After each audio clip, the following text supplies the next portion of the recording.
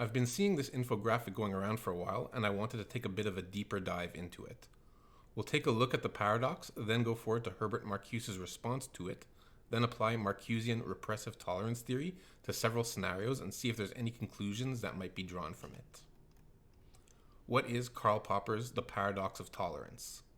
It is the idea that a tolerant society must paradoxically not tolerate the intolerant.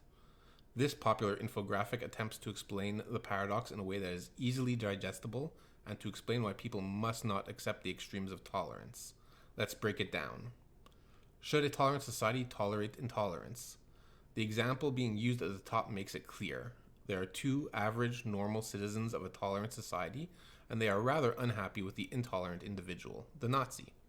A Nazi makes a perfect example here. They are truly intolerant of others, so why should a tolerant society tolerate them? As it states, it's a paradox, but unlimited tolerance can lead to the extinction of tolerance. To give a good faith defense of the paradox of tolerance, we can also take a look at a well-known quote from the writer of the Dune books, Frank Herbert. "When I am weaker than you, I ask you for freedom, because that is according to your principles. When I am stronger than you, I take away your freedom, because that is according to my principles." This is what Karl Popper's paradox of tolerance is referring to and clearly demonstrates in the infographic. If good, tolerant, everyday citizens tolerate Nazis, you can be certain that they will not tolerate you, and they will take away your freedoms, as that is according to their principles.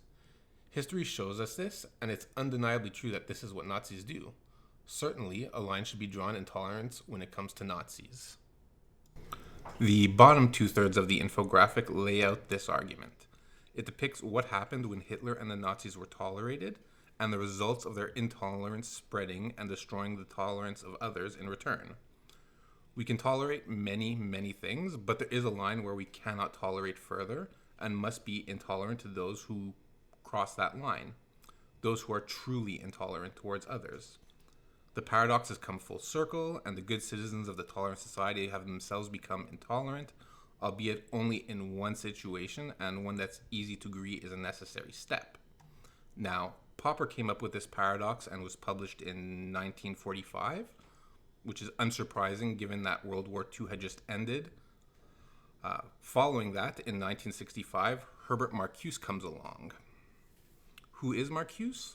We'll touch on part of his work in just a bit, but for starters, let's focus on this reference from the National Association of Scholars. Essentially, Marcuse was a postmodern Marxist, specifically with a focus on cultural Marxism, and came out of the Frankfurt School, who immigrated from Germany to the United States. He was anti-capitalist, but also a severe critic of Soviet communism. And he had his own take or solution on Karl Popper's paradox of tolerance. There's some excellent work being done by James Limsey on Marcuse, and you can find that up over here. And I'll be using part of his analysis to explain things. So, what does Marcuse have to say on the subject? In his essay, Repressive Tolerance, in the book A Critique of Pure Tolerance, we can see his thinking on the subject.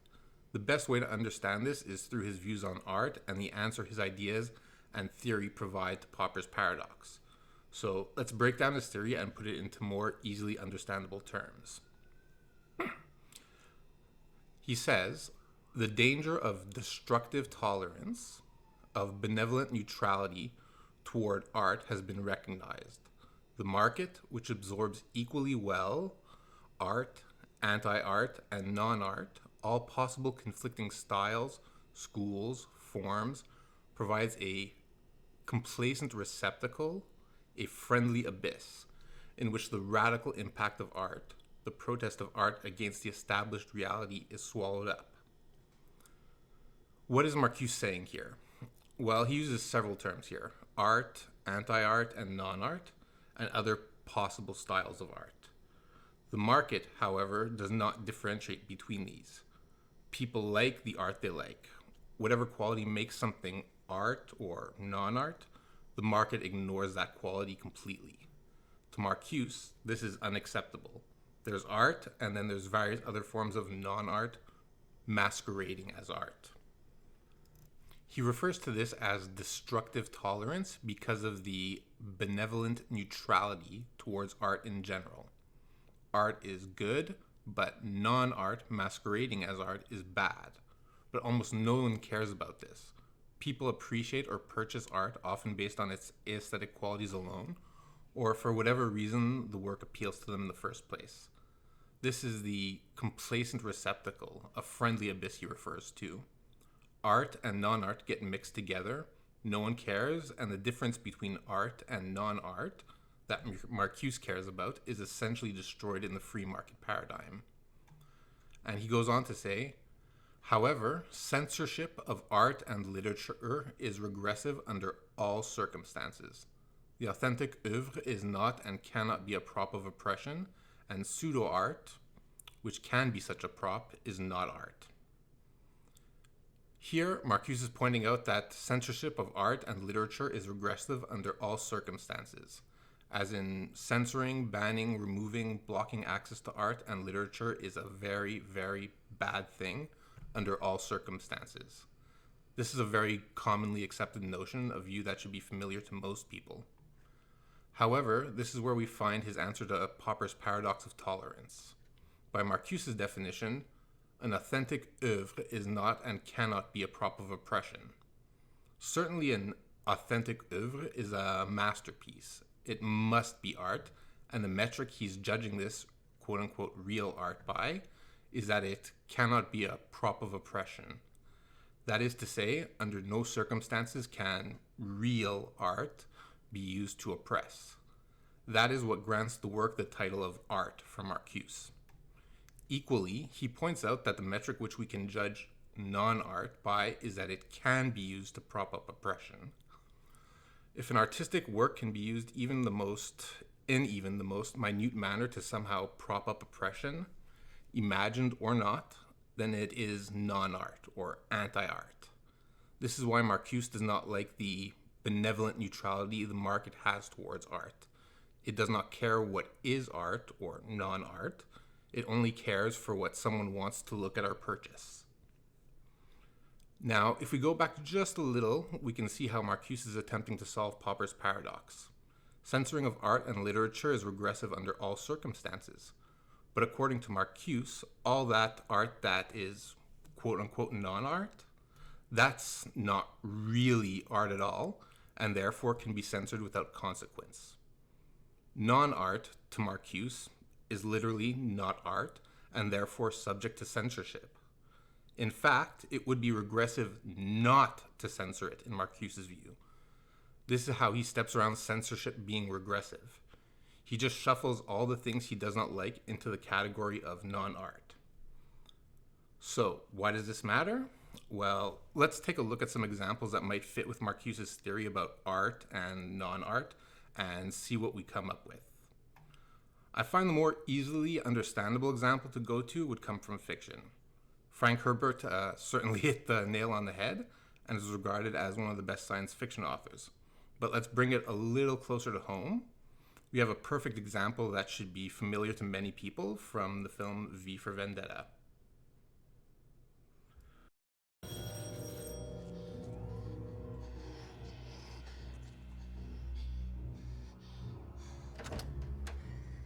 Evie, good God. I'm sorry. I didn't know where else to go. Yes, well, you better come inside before someone sees you.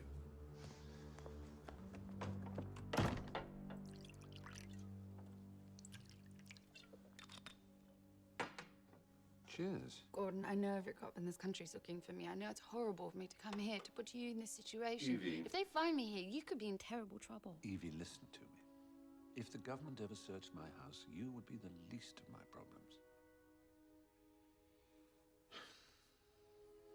You trusted me. It would be terrible manners for me not to trust you.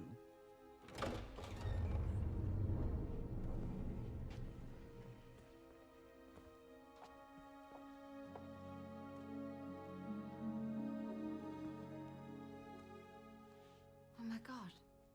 That's God Save the Queen my parents took me to when they hung it at Gallery 12. I thought Sutler had it destroyed. He believes he did.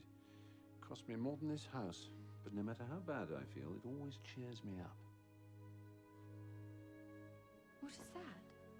It's a copy of the Quran, 14th century. Are you a Muslim? No, I'm in television. But why would you keep it? I don't have to be Muslim to find the images beautiful or its poetry moving. But is it worth it? I mean, if they found that here. I told you, you'd be the least of my worries. Thank you, Gordon. Thank you so much. It's all right. You know, this whole thing started the night he blew up. Here, we can see Natalie Portman's Evie character in a tight pinch, aware that her coming to Stephen Fry's Gordon character's home could put him at risk. Regardless, Gordon takes her in and sets about putting her at ease. To repay her kindness and specifically sharing her secret with him, despite the potential danger, he shows her a secret of his own. This secret room that Gordon is showing her is filled to the brim with works of art. The first piece that Evie focuses on is titled God Save the Queen, with the Chancellor Sutler's face, but the hair and body of the Queen. Evie has seen it before, when she was a young child. As she states, she thought Chancellor Sutler had it destroyed. Gordon contentedly explains to her that the Chancellor does believe it was destroyed, and so it cheers him up greatly that it wasn't. It's his way of saying, I have this beautiful thing you tried and claimed to have destroyed. Next, her eyes land on a 14th century copy of the Quran. She's confused, asking if Gordon is Muslim. Why else would he have a Quran? As Gordon pointed out, he does not need to be Muslim to find the images beautiful or its poetry moving. Evie's concern is that it's dangerous to have the Quran. But is it worth it if they found that here? Gordon tells her that would be the least of his worries, and Evie thanks him for sharing his trust with her. She's very aware of the power of the government, their ability to censor, ban, and destroy art, not to mention the people who create it, appreciate it, and partake of it in any manner. Gordon's sharing of this, especially given his status as an incredibly public late-night TV show host, is of incredible risk to him, or a payment of Evie's trust in coming to him in her time of need. Let's watch a bit more. Up the Old Bailey. I was on my way here and... Ah. Yes. You see, we're both fugitives in our own way. But... You're wondering why you were invited here to supper in the first place, if my appetites were for less conventional fare. Unfortunately, a man in my position is expected to entertain young and attractive ladies like yourself. Because in this world, if I were to invite who I desired, I would undoubtedly find myself without a home, let alone a television show. I'm sorry. Not as sorry as I am. And the truth is, after so many years, you begin to lose more than just your appetite. You wear a mask for so long, you forget who you were beneath it. Evie comes up a bit short when she sees further works of art, namely a set of photographs taken in a classy manner that are clearly erotic and homosexual. You can hear the music in the scene change, discordant and loud. The tone of the scene has changed completely. This is not because Evie has learned that Gordon is gay, but rather she fully understands the implications for her friend and confidant. For her, the revelation is one of empathy. Her friend, one of the most popular men in England, one of the truly rich men with power and influence, has had to suffer through life without any possibility of having the comfort of a loving romantic relationship or a sexual one due to the tyrannical nature of the government, which is highly disapproving of his preferences to the point it must be hidden at all costs. A truly terrible thing, despite Gordon's success and riches.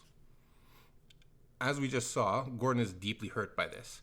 He explains that given his position, there are certain expectations of him, one of which is being seen with charming young women like Evie.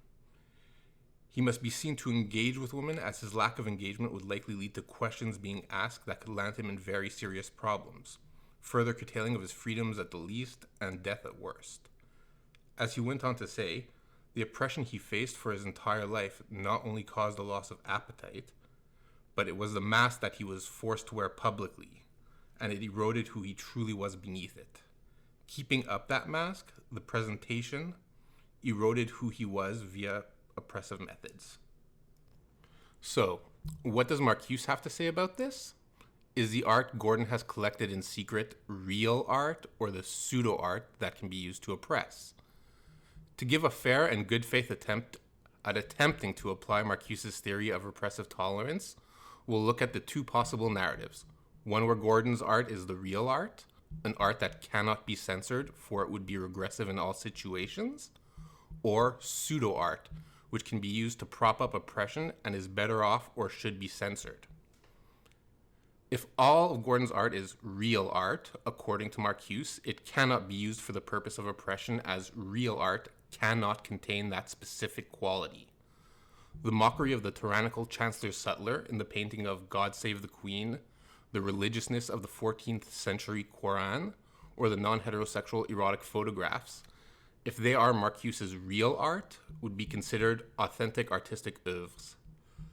They cannot be used to oppress, which means they are all anti-oppression.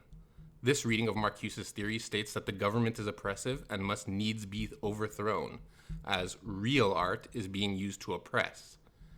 He would see it as an atrocious situation, have deep sympathy for Gordon and anyone who shared even in part his artistic preferences, and tell them only a tyrant would censor real art. However, if all of Gordon's art is pseudo-art, Marcuse's theory takes a grim turn.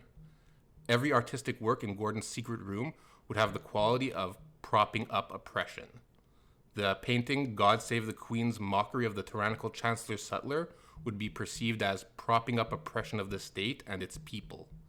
The Quran would be propping up oppression due to its religious nature, making practitioners of that faith into political oppressors of the people of Britain, whom even the sight of a Quran would damage. And the gay erotic photographs would be seen as propping up oppression against anyone who took issue with them for any reason at all. All of these would be valid reasons to censor them, according to Marcuse, if they have the quality of propping up oppression. How do we judge which is which? Is artistic preference not a subjective thing, as the majority of us have been taught? Or perhaps that oppressors and non-oppressors have objective tastes that can somehow be used to quantify art? The truth is simple. Reject the premise. All art is art. There is no pseudo-art. Censorship of art is always regressive. Marcuse is lying when he creates the category of pseudo-art as an excuse to ban the things that he dislikes, whatever they may be. However based on reality the film is, it's still a fictional creation, a piece of art itself. Let's hop over from the land of fiction into the historical record and see if we can apply Marcuse's theories against reality directly. The Rise and Fall of the Third Reich, A History of Nazi Germany, is a book by the journalist William L. Shirer, in which the author chronicles the rise and fall of Nazi Germany from the birth of Adolf Hitler in 1889 to the end of World War II in Europe in 1945. It was first published in 1960 by Simon & Schuster in the United States. It was a bestseller in both the United States and Europe, and a critical success outside Germany. In Germany, criticism of the book stimulated sales. The book was feted by journalists, as reflected by its receipt of the National Book Award for nonfiction, but the reception from academic historians was mixed. Since we're focusing on art, we'll be looking at Chapter 8, entitled Life in the Third Reich, 1933 to 37. Specifically, the subheading, The Nazification of Culture, and the section dealing with art in the Third Reich. Shirer writes, to Hitler, who considered himself a genuine artist despite his early failures as one in Vienna, all modern art was degenerate and senseless. Let's stop here for just a quick second to get an idea of what was considered degenerate and senseless. What was modern art in the 1930s? So we can see at least some of the art that Hitler and Nazism considered degenerate and senseless. Back to it. In Mein Kampf, he had delivered a long tirade on the subject, and one of his first acts after coming to power was to cleanse Germany of its decadent art and to attempt to substitute a new Germanic art. Some 6,500 modern paintings, not only the works of Germans such as Kokoschka and Gross, but those of Cézanne, Van Gogh, Gauguin, Matisse, Picasso, and many others, were removed from the German museums. Here, we can see that as soon as Hitler rose to power, he started to remove art which he considered degenerate, senseless, and decadent. Thousands of paintings from well-known German artists and non-German alike were removed from the country's museums. This is a clear and undeniable act of censorship, which according to Marcuse means Hitler is either doing something very bad or something Marcuse heavily approves of. censoring pseudo-art. As you can read, he went on to replace the artistic works he'd removed in 1937. In the first exhibition of Nazi art, as the author describes them, of the worst junk this writer has ever seen in any country. It's telling that it was Hitler himself who made the final selection, that no one else but he, in his mind, was capable of selecting true Nazi art. As he said in a lengthy speech, "I always determined, if fate ever gave us power, not to discuss these matters of artistic judgment, but to make decisions." A hallmark of a truly fascistic authoritarian, you could say. To apply Marcuse theory here, as Marcuse would see it is important to focus on this section of Hitler's speech. Works of art that cannot be understood but need a swollen set of instructions to prove their right to exist and find their way to neurotics who are receptive to such stupid or insolent nonsense will no longer openly reach the German nation. Let no one have illusions. National Socialism has set out to purge the German Reich and our people of all those influences threatening its existence and character. With the opening of this exhibition has come the end of artistic lunacy, and with it, the artistic pollution of our people. Let's break this down as well. The first takeaway is, but need a swollen set of instructions. What does that mean? Well, we know the artworks he removed, works by master artists such as Van Gogh and Da Vinci, would require a swollen set of instructions to prove their right to exist, in his view. What is being referred to is essentially the modern sensibilities and artistic preferences of the German people in their prior several hundred years leading up to the 1930s. To flesh it out a little more clearly, prior to the Third Reich and whatever problems Germany had, it also was a center of culture for the world and produced many of its most famed artists of all kinds. From Bach to Beethoven, Brahms and Wagner in music, painters such as Max Ernst and Franz Marc, to Hitler, all of this was degenerate modern art to be removed. As a side note, going back to V for Vendetta, it should be telling that Chancellor Sutler banned Tchaikovsky's 1812 overture, easily something that Hitler might describe as decadent, and would require that swollen set of instructions to prove its right to exist. What Hitler is saying here, in Nazi style, is that the works he deems decadent all have the quality that Marcuse would define as pseudo-art. He's putting Marcusean theory into practice some 25 plus years before Marcuse writes it. Finally, in the last paragraph, we can see that the Third Reich propaganda minister, Dr. Goebbels, had set up an exhibition of degenerate art to show the people what Hitler was rescuing them from. Some of the removed artwork, the decadent and degenerate and senseless art as described by Hitler, was put back on display in a ramshackle gallery which was hard to access. Again, according to the author, it contained a splendid selection of modern paintings, Kokoschka, Chagall, and Expressionist and Impressionist works. What conclusion can we draw from this experiment in 1937 Germany? At the very least, the author has made it clear that the modern art was quite popular overall, even when the state labeled it degenerate and drew overly large crowds. So large, in fact, that Dr. Goebbels became incensed and embarrassed and closed the exhibit. From the perspective of those in control in Germany, the people themselves were too debased and degenerate to appreciate the quote-unquote true Nazi art Hitler had chosen. After all, they came in throngs to view the modern art that the Führer had labeled degenerate. What more proof could be needed for a member of the Third Reich? Now, let's apply Marcusean repressive tolerance to the situation. Keep in mind, Hitler and the Nazis did not simply appear out of thin air. They began when a genocidal lunatic managed to gather enough individuals to have a very small, very mocked, teeny minority political party. Applying Marcuse to Nazism, the only conclusion that can be drawn given our historical knowledge during the Third Reich and after World War II is this: the art of the Nazi Party from 1920 to August 18th, 1934 would be considered as real art.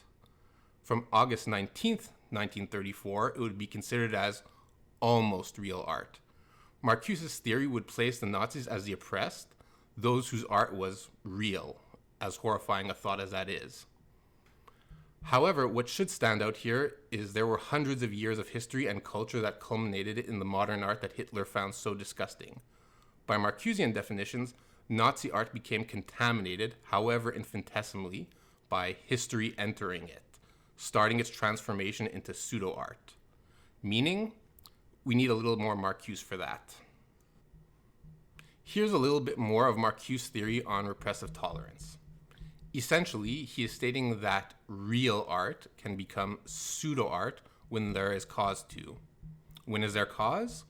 Once real art has been separated from the chaff of pseudo-art, history, quote-unquote, enters the definition of the real art, and in essence, slowly contaminates it. Marcuse writes, previous forms, styles, and qualities, previous modes of protest and refusal cannot be recaptured in or against a different society. Here, he is talking about how the qualities real art had are able to essentially be used up and cannot remain real art without those qualities. The mechanism by which the qualities of real art are used up is when history enters the definition of art, and he explains it like this. But in its struggle with history, art subjects itself to history.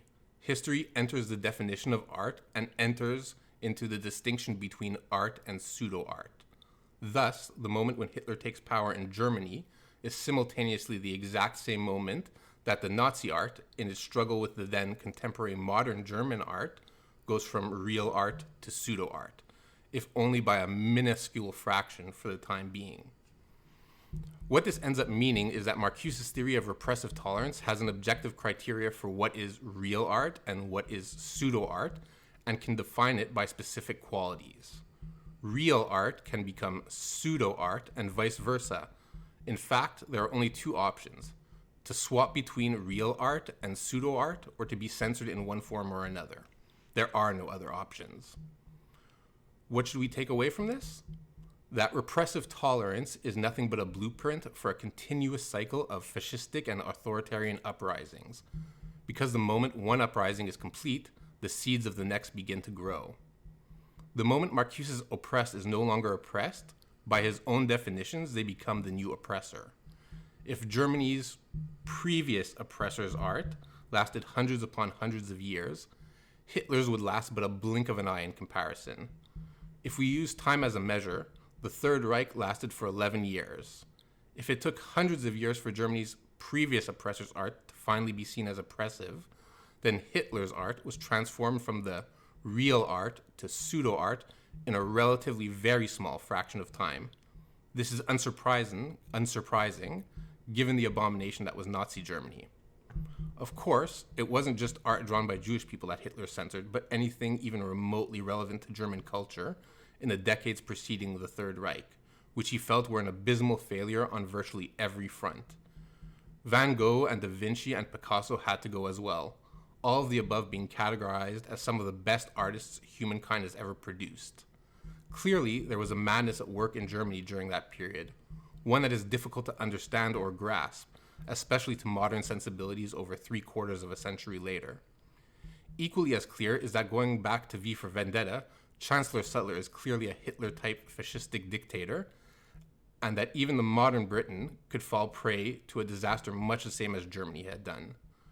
Chancellor Sutler's rise to power in the film is not covered in great detail, but hints strongly at Nazi-like tactics on the part of the Chancellor for the people looking to a leader for stability and safety, no matter how foolish they were to hand him power. Given the parallels between the two, I have to conclude then that in V for Vendetta, Marcuse would have considered whatever art Chancellor Sutler censored to be the real art, meaning the art Chancellor Sutler would choose would be the pseudo-art. That is a terribly sobering and frightening thought, fit only for fiction.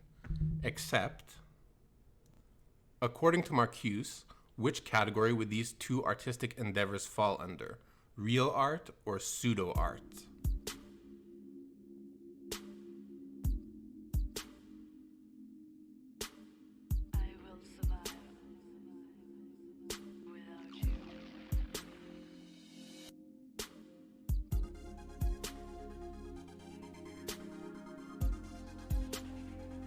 make it make sense. Safety is essential. Fantascientifici e monaci cavalieri medievali, quindi mette insieme un po' varie iconografie diverse per ecco, qui probabilmente è uno dei figuranti con questa grande armatura. Regardless of how you categorize each of them, one thing is eminently clear. The current landscape we find ourselves in is completely ignored by a large swath of the population, while the other large swath is mostly split among two heavily polarized views. I find myself asking two questions. First, what the hell is going on right now? And secondly, where can I find some kind of answer? And it turns out, some people in the past were already worried about this kind of situation.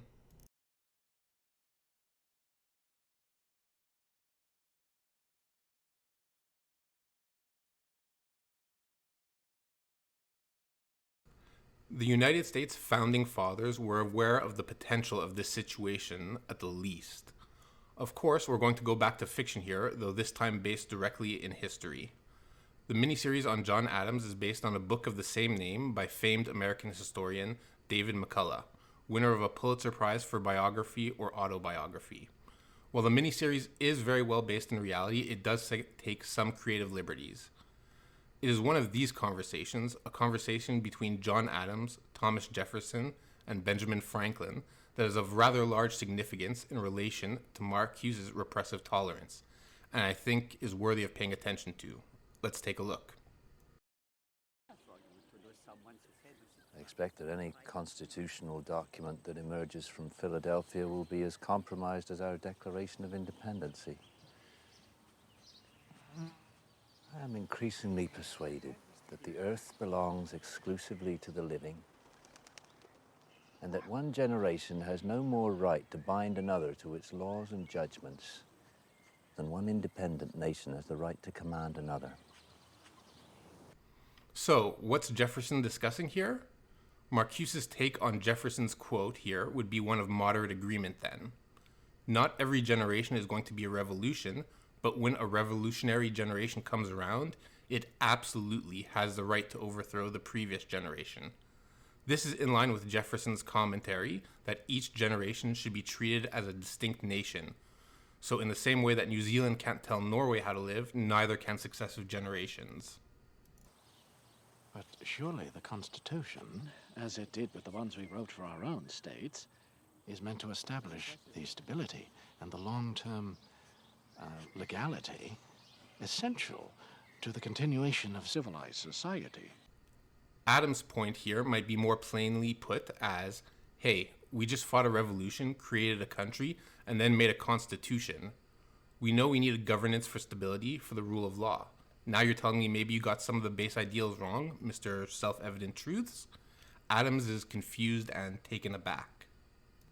Possibly, but I fear it could prove a breach in the integrity of our revolutionary ideals, through which will pour the forces of reaction. Jefferson is pointing out a potential weakness in the Constitution. He sees a potential for his own revolutionary ideals, the ones that helped shape and created the United States of America, to be overthrown by a future generation, and he obviously doesn't care for that idea. After all, he literally just finished taking part in a revolution, and he is fully aware of the costs of such actions. To him, the Constitution is the best option for his country, but he's also clearly concerned about a potential weakness, and he can see a few. When he refers to the forces of reaction, one of the potential weaknesses he has the foresight to see is that of Marcuse's repressive tolerance. As we've seen, Marcuse's theory is, at its core, a blueprint for endless cycles of fascistic authoritarian uprisings. Its core tenet is, you will tolerate everything of ours because you oppress us, and we will tolerate nothing of yours because yours is oppressive, like Popper's paradox of tolerance. This is just one of the potential forces of reaction that Jefferson is concerned with. Dr. Mr. Jefferson's pet topic is not the artful arrangement of political power, but the cordoning off of a space in which no power exists at all. You, sir, You are a walking contradiction. Adams has a bit of a light bulb moment here. Rather than the Constitution being solely created for the purpose of good governance, a set of ideals with which they could run society in the most beneficial manner to all, based on their experience and study of history. Rather, he's shocked to find that the Constitution itself is intended as best as it can to limit the ability of anyone growing too much in power to tyrannize anyone else, as the Americans had suffered at the hands of the British. His perception of Jefferson changes here, when he's calling him a walking contradiction. Jefferson has helped create a system that he holds dearly, but knowingly built in such a way as to limit its power to defend itself from future generations if they wanted to tear it down. Predictions, Mr. Indeed, yes. And what is government, ultimately, but the putting into effect of the lessons which we have learned in dealing with the contradictions in our own characters? You have a disconcerting lack of faith in your fellow man, Mr. A. And in yourself, if I may say. Yes, and you display a dangerous excess of faith in your fellow man, Mr. Jefferson. Adams' point here is a strong argument that boils down to, hey, we've had to go through a lot to get to this point. Don't we owe it to our descendants to pass on our knowledge in the form of the best government possible? And you're telling me that the next generation can not only upend it all, they even have the right to do so? Jefferson's perspective is that a revolution is necessary if needed. He was just in one revolution against a tyrant, and he wants to make sure that future tyrants can be removed if the forces of reaction breach the integrity of American revolutionary ideals, namely a government of the people, by the people, for the people. If there is no longer a government of the people, by the people, and for the people, revolution is not only their right, but probably a pretty damn good thing to do. It's how he hopes to protect the integrity of the American revolutionary ideals. You may have also heard of one of Jefferson's other famous quotes. The tree of liberty must be refreshed from time to time with the blood of patriots and tyrants. It is its natural manure. This quote represents Jefferson's defense against what he referred to as reactionary forces. He just finished refreshing the tree of liberty with the blood of patriots, his fellow American citizens, and tyrants, the British and their army. He called this a natural manure, meaning that tyranny would always arise and it must be fought to ensure liberty for the people. This firmly plants a large stop sign in Marcuse's Repressive Tolerance, which demands a fascistic authoritarian uprising. Every uprising that comes out of Marcusean theory, by definition, creates tyranny. And Jefferson is saying, sure, but that means we're going to have to refresh the tree of liberty again, and both your blood and mine is going to be used for that purpose. Jefferson created a counterweight for reactionary forces once they got to the point of tyranny. So, where does that leave us? I have too many uncertainties myself to claim many real conclusions. But the situation isn't one without hope. Far from it. But given the current political landscape and the quality of information, it's hard to see where the light is shining from. Thank you for watching.